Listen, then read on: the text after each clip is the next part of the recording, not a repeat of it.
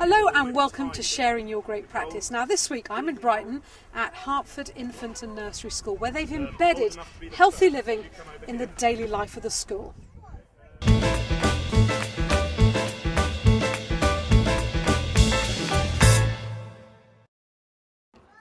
From the moment the children join the school in the nursery class, they're involved in daily activities that engage them in all aspects of healthy living. What I'm trying to create is a whole ethos of how we should be living our lives.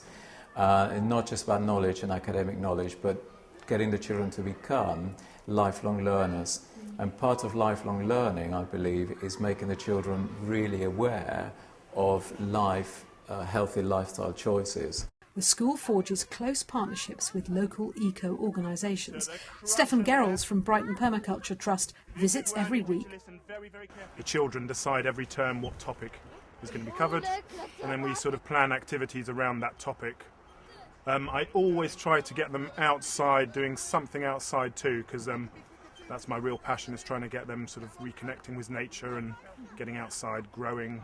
As Brighton Permaculture Trust, we go around Brighton and Hove collecting fruit that's not being picked.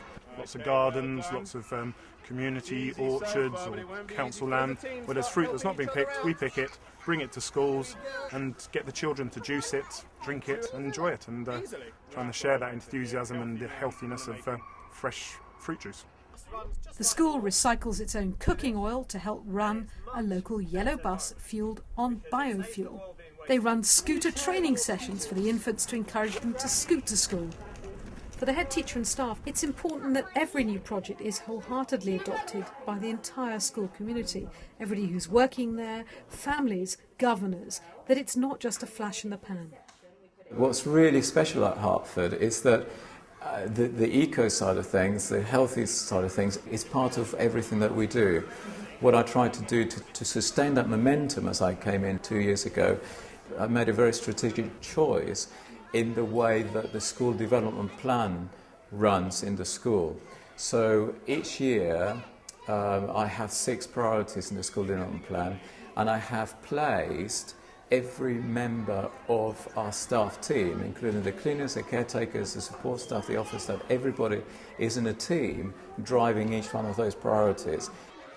A blackboard in the school playground has become a fertile ground for new ideas to be captured.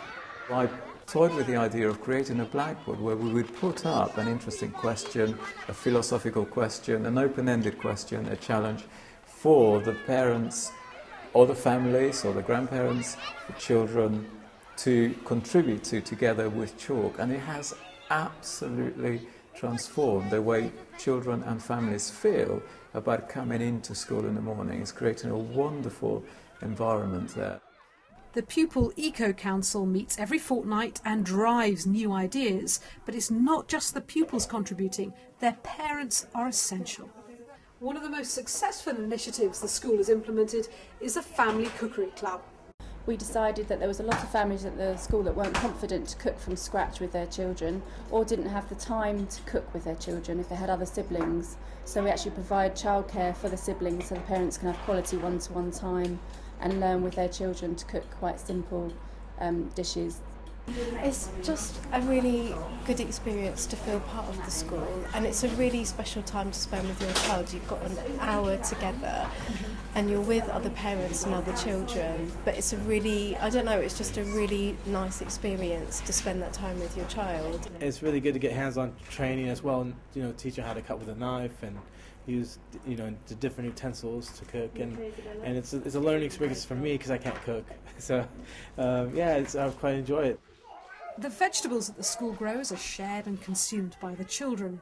The reception class focused on healthy eating for a term and used their Teddy's visit to each home to photograph themselves with a teddy cooking a healthy meal. This was then turned into a cookery book that has sold over 100 copies. With so much activity on site, managing health and safety issues is a challenge. Every new initiative or everything that happens, we do have to look at all the impact that those initiatives are having, and particularly, as you're saying, the health and safety, the CRB checks, But once we have good systems in place, we have very good support from the local authority. Once those systems are built in, then I try not to make those things a barrier to what we're trying to achieve. So if you'd like to integrate healthy living further into the ethos of your school, here are some tips from the staff at Hertford Infant and Nursery School.